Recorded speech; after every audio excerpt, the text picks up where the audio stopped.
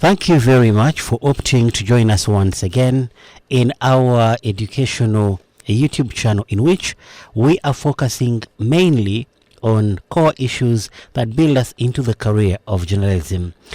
It is media and communications policy once again, and we join direct to chapter 4, under which we consider media under the first Obote administration in Uganda. It is very important to note that broadcasting remained an exclusively state monopoly during the first Obote administration. The outreach of the state radio, named Radio Uganda after independence, was a powerful agent of socio-economic development and was broadened after independence with the direct injection of government investment. A second broadcast channel was created. Programming was increased to include 13 languages and over 100 hours of weekly broadcast, and was eventually split into 4 regional programs. Uganda Television (UTV) services were established in 1963 as the state broadcasting monopoly. Like Radio Uganda, before, government saw UTV's fundamental mission as being an agent of national development under close government control. The following letter, written in 1964 by German national living in Uganda to her relative in Europe, provides an illuminating insight into her experience of television broadcast control by government. I'll read the letter under quotation. As far as the TV program is concerned, it perhaps could be better. Apart from the news, there is at least one program every evening that interests me on television. TV is governed by the state. TV receiver is ruled by government. There is only one model in 2 different sizes on the market. Other TV receivers are not allowed to be imported into Uganda. It is a simple TV receiver from Japan. We will look at silencing the critical voice of the print media objectivity. The transition affair of 1968 to 1969 was to become a cause of celeb reign local, regional and international media circles, and Uganda the international notoriety of an autocratic state inimical to the independence of media. The Transition magazine, a journal of arts, culture and society, had been started in the run-up of the political independence in 1961 by Ewan Rajat Noiji, a Ugandan of Asian descent. In contrast to the radicalized partisan spleen of much of the native-owned press that was characteristics of the latest year of the colonial period, the Transition, in its opening numbers, declared that it wished to provide an intelligent and creative backdrop to the East African scene, to give a perspective and dimension or to affairs that a weekly or a daily would either sensationalize or ignore. Transition was on the Ugandan journalistic scene what higher journalism had been to 19th century in London, a reference to the distinctly highly bore form of journalism that targeted the educated middle class. The profile of contributors to the Transition included Nadine Gadima, Wolseyinka, Chino Achebe, Ngugiwa Theon Mwalimu, Julius Nyerere, Ben Mokapa, Ab Mayanja, Paul Throxas, James Baldwin, and Martin Luther King. The discussion we've had gives an insight of how media was treated under the reign of His Excellency Milton Obote. I'll now take a dynamic shift and we look at the press and Idi Amin's administration, which was 1971 to 1979. Critical to the success of Idi Amin's military coup in 1971 was securing of control of Radio Uganda and UTV by the military. The military regime clearly recognized that the propagandist power of the state monopolized broadcaster Captain Aswa was killed during the regime, who proclaimed the new military government, cited 18 grievances for the change of government, among which was a lack of freedom in the airing of different views on politics and social matters. General Idi Amin then had been declaring and encouraging free debate in Uganda in press, but so far with little success. Amin issued the Newspaper and Publication Amendment Decree in 1972. The decree gave the formation of the Information Minister with the discretion to prescribe publication for a specific time frame or indefinitely, citing the public interest. Some privately owned newspapers were barred, including foreign ones whose owners were rebelled, confusing agents. Imperialists and Zionists, Voice of Uganda became the heir of Uganda's Agas, but unlike its predecessor, it assumed an openly propagandist direction as the government's mouthpiece. In 1973, Idi Amin established the Presidential Press Unit to ensure that all presidential activities were given optimum prominence in the state broadcasting agencies. Amin modernized the state broadcaster by importing sophisticated broadcasting hardware. The reach of Radio Uganda was extended further through out the regions of Uganda, and for UTV, he imported outside broadcasting van from Germany and established what was then Africa's largest and most modern earthly satellite station at Ombachi in West Nile region of Uganda. Colored television made its first appearance during his reign. Events of global nature like the annual pilgrimage to Mecca and the funeral mass of Pope Paul the Sixth in 1978 were telecast live to what was still an elite audience of Ugandan television's owners via the Ombachi satellite station transmitter.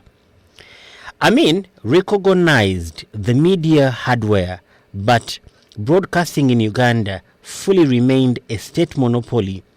Editorial independence was swept away, and both the management and staff employed in the state broadcasting organs and the Voice of Uganda became, in effect, presidential court reporters.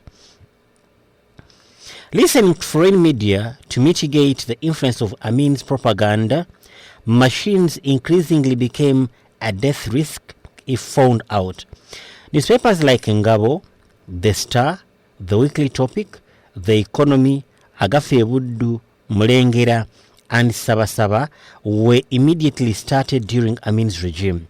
Some of these established papers had partisan motives. For example, Sabasaba belonged to the Germany Citizen. Monansi was seen as a pro-DP, while the proprietor of Weekly Topics were sympathetic to Uganda People's Movement, UPM. Even though the government paper was changed to Uganda Times during Amin's regime, the time-tested massicular approaches of using state power to deal with trouble some journalists were always at hand. Oitio Jok, the army chief of staff, arrested a number of media practitioners, including James Namakajo, presidential press secretary in Binaise's government, and Ronald Kakoza, the editor of The Economy, on suspicion of having leaked intelligence information that was published in The Citizen and The Economy newspapers. The state House became embroiled in intelligence leakage saga. We briefly look through the press under the National Resistance Movement system, or the NRM party.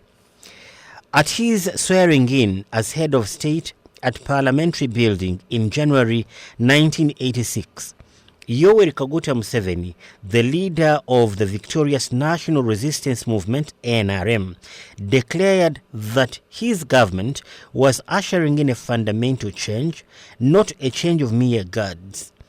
The third point of the 10-point NRM program stressed the consolidation of national unity and elimination of all forms of sectarianism.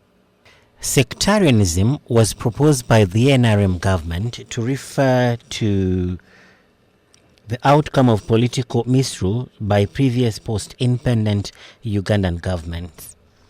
In other words, the NRM thought moral legitimacy for its rule by presenting itself as discontinuity with what was characterized as the negative past and a beacon for a positive future. Now, the movement system consciously propagated herself as an antidote government model to the sectarian political parties of the old, and was proclaimed to be a unique, all-inclusive political arrangement in which all members, by virtue of their citizenship as Ugandans, were embraced as members. Here, the principle of individual merit, which became the leading criterion for all aspirants in the 1996 and 2001 presidential and parliamentary election, proving notable study case for the future. An emergent government paradox was confirmed when the movement legislated itself into a statute book with the passing of the Movement Act in 1997. As the court ruling on the constitutional petition 5 and 6 of 2002 established the movement, which finally became its political organ. Rather than fostering all-inclusiveness, the myth behind the movement was exposed for unpartisan political self-interest and self-preservation for the NRM. What needs to be emphasized here, in keeping with the thread of discussion in this study, is that rather than be taken discontinuously in substance of the post-independent government model, the NRM for media with an opportunity not only to collaborate in the investigation of corruption, but also become the medium through which the public was informed of the investigative findings and proceedings of the commissions of inquiries that were then established to vest their investigative interests within the available attributes, especially on matters of corruption, land grabbing, and others as were then, though not listed here in our discussion. Through the print media, the audience became interested and participative audience in the unfolding of the anti-corruption drama. By 2005, however, the will of the media to be the vanguard of corruption fight had progressively waned away, and was also reflected in the growing cynicism about the end of the proposed war against exposing crimes of corruption. The media legislative environment and the effects of commercialization contributed largely to this. More about the effects of commercialization in the media will be discussed further in our subsequent sections as we progress in our discussion about media and communications policy in Uganda. Remember, this is part of our study material that qualifies us for the award of a bachelor's degree. Just in case you're interested in one, you can follow this material. Never know. By the time you join class. I will stop here for today's session. on the first section of chapter 4 in our media and communications policy as we continue to explore more. I'll be adding another episode in quest of finishing this chapter. We have other items to cover under this chapter, like the emergency of new media, fundamental change in the broadcasting industry history, looking at media regulations under the NRM system of governance, the Uganda Communications Act, among other things. So do not miss our next episode. We believe it will do you good. If you have joined us for the first time, please subscribe. Share this material with other people for learning purposes. I believe it will do them good. I wish you the best. My name is Katamu Nedinani from Womkat School of Journalism and Mass Communication in Kampala.